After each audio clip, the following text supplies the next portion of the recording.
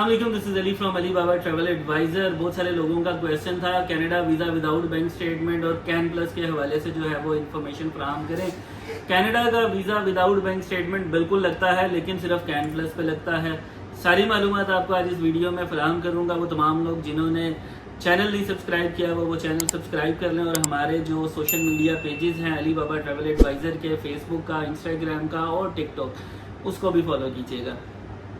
आज की वीडियो शुरू करते हैं। बगैर बैंक स्टेटमेंट का वीज़ा जो होता है कनाडा का वो कैसे लगता है।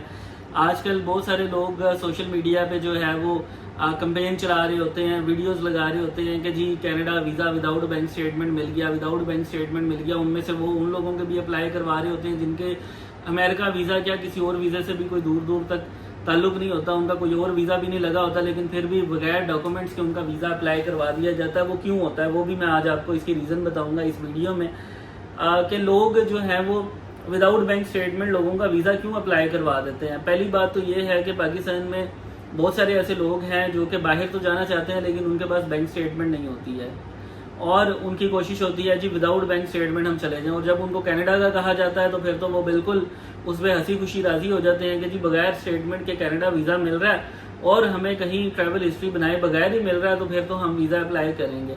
तो ये उन लोगों का बिजनेस है जो लोग बगैर स्टेटमेंट के कहते हैं जी कि हमने आपका वीज़ा अप्लाई करवा देना है, क्योंकि उसका वीज़ा जब अप्लाई होता है आपको नहीं पता कि आपके डॉक्यूमेंट्स कौन से सबमिट हो रहे हैं। जो भी ऑनलाइन एप्लीकेशन आप सबमिट कर रहे हैं, चाहे वो जीसीकी पे कर रहे हैं, चाहे वो आईआरसीसी पोर्टल पे कर रहे हैं, आपका वीज़ा जब वहाँ पे अप्लाई हो जाएगा तो अप्लाई होने के बाद आप अपने डॉक्यूमेंट्स को डाउनलोड नहीं कर सकते हैं। ये सबसे बड़ी बात है। और दूसरी चीज़ क्या है, जितने भी कंसल्टेंट्स या एजेंट्स जो ये वीज़ाज अप्लाई करवाते हैं वो कभी भी आपको इसका पासवर्ड ही नहीं देते हैं। आपका जो ऑनलाइन लॉगिन क्रीडेंशियल्स उन्होंने की होती हैं, ना आपकी ईमेल यूज़ करते हैं, ना ही आपको उसका पासवर्ड ऑनलाइन लॉगिन का जो है वो डिटेल्स फराहम करते हैं। तो सबसे पहले आपने याद रखना है कि आपने अपनी ईमेल देनी है, अपना ही जो है वो पासवर्ड रखवाना है। ठीक है, पासवर्ड चले जो भी मर्जी रखा जाए, आपकी अपनी ईमेल लगी हुई होगी, आप खुद उसको लॉगिन करके देख सकते हैं कि आपकी एप्लीकेशन जो है वो कहाँ तक पहुंची है, उसका प्रोग्रेस कहाँ तक हो चुकी हुई है।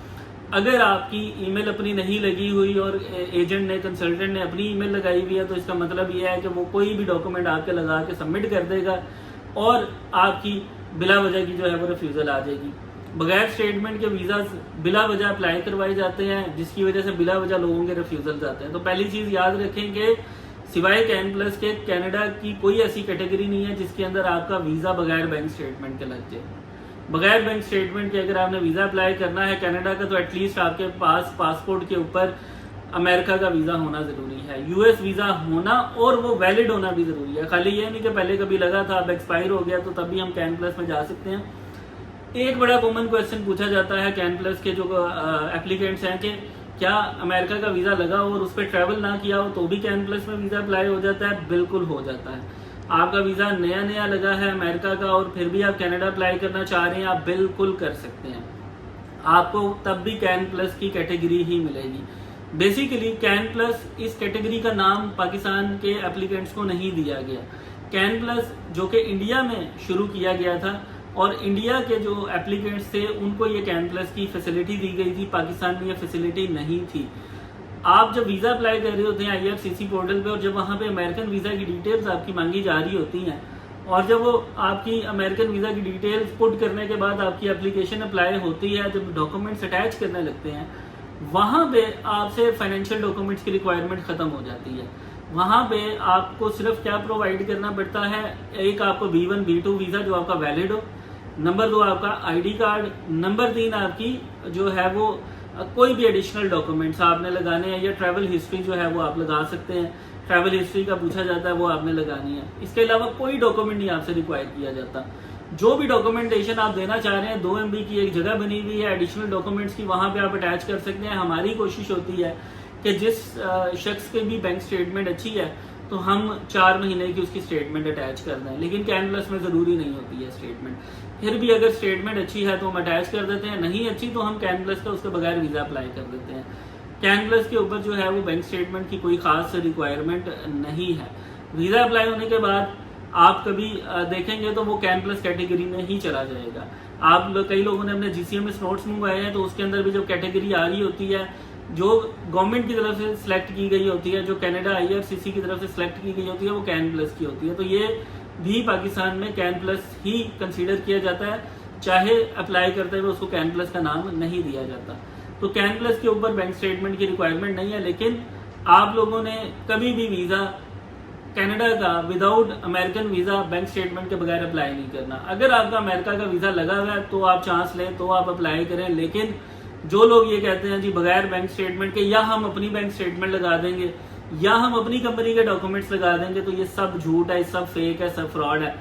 उसकी रीज़न क्या है कि ये झूठ, फेक और ये स्कैम क्यों किया जाता है कि ज़्यादातर वो लोग जिनको इन्फॉर्मेशन नहीं है वही वीज़ा अप्लाई करवा देते हैं। लोग अपनी लाख 2-2 लाख रुपए फीस ले लेते हैं वीज़ा अप्लाई करवाने की, उनका काम पूरा हो जाता है अपनी फीस लेने के बाद, लेकिन आपका वीज़ा रिफ्यूज़ हो जाता है।